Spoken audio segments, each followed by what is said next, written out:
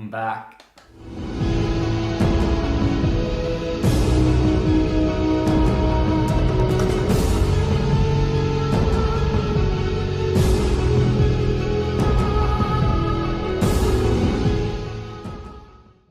Now I have been slack, but I'm back. I'm back for good. Now, Champions League final, first point of call. Juventus up against Real Madrid. That is the game that's going to be played in the final. Now, the Champions League semi-finals were Juventus up against Monaco. However, Juventus won both legs pretty comfortably, going through 4-1 on aggregate, while we had Real Madrid up against Atletico in the other leg, and we had Real Madrid comfortably winning 3-0 in the first leg and then losing 2-1 in the second leg. However, just not enough there from Atletico Madrid with a 4-2 on aggregate. Now, we'll talk about that Champions League final a lot more in further detail as it comes up at the end of the season.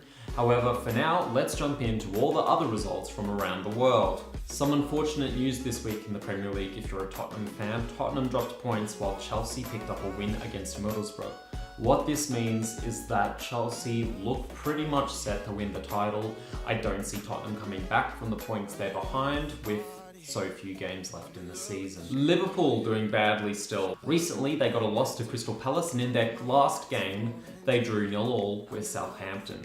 What that means is that it's only 4 points from a possible 9 in their last 3 games, only getting 3 points from a Watford win. However, with Manchester United continuing to do disgustingly bad in the league, for lack of a better word, they look set to finish in 4th place. The one team that seems to be doing well this week, apart from Chelsea, was Manchester City that defeated Crystal Palace in a 5-0 win. Arsenal, though, coming up from behind, they might get 4th place. It doesn't look like it, but what I do think is going to happen is that they'll finish above Manchester United. It is still plenty to be left in the season. Arsenal is still playing terribly, but Manchester United just don't seem to really care in the Premier League anymore after putting out a dismal performance against Arsenal, which Arsenal won 2-0. And then Arsenal going on to defeat Southampton very recently leaves Manchester United with a lot to do. They're currently 1 point behind Arsenal in the league, but with only 3 games left for both teams and Manchester United still taking on Tottenham on the weekend, it's not looking very good. This is the part where I'd normally go and talk about all the other big leagues around the world. However, it's honestly pretty boring as we tie up the end of the season. In Germany, Bayern Munich already won the title. Juventus drew their game in the league despite winning in the Champions League. Now, Juventus did win in the Champions League, but they drew in the league again. What that means is that they're still insurmountably far ahead in the league, and they will probably win it on the weekend. In Spain, both teams still won, quite comfortably. In France, same thing, same exact thing. All the top teams in all those leagues winning their matches. Something that can't be said for the Premier League.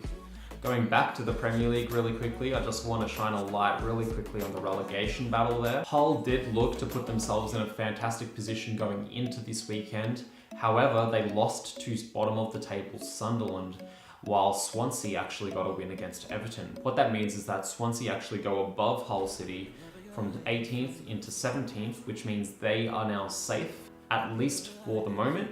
There are still games to be played, obviously. However, Hull are up against some pretty tough opposition going into their last games, and it's quite possible that they don't pick up any more points. So that'll be a really interesting battle to watch. That's pretty much the roundup for the week, guys. So there's been a lot that's happened, but there's not too much to talk about in this video, to be perfectly honest. It's just more of the same from the top teams and pretty much what we expected from the Champions League semi-finalists. I'll have some more interesting content coming out very soon for you, talking about more individualized stories with players and teams, and I'll try and release those more frequently. Thank you so much for watching, guys. If you haven't liked on Facebook, please go do so. If you're on Facebook watching and you haven't subscribed on YouTube for early content, please go and do that as well. Thank you so much for watching, guys. I really appreciate it, and I'll talk to you on another episode of the Football News Show. Cheers.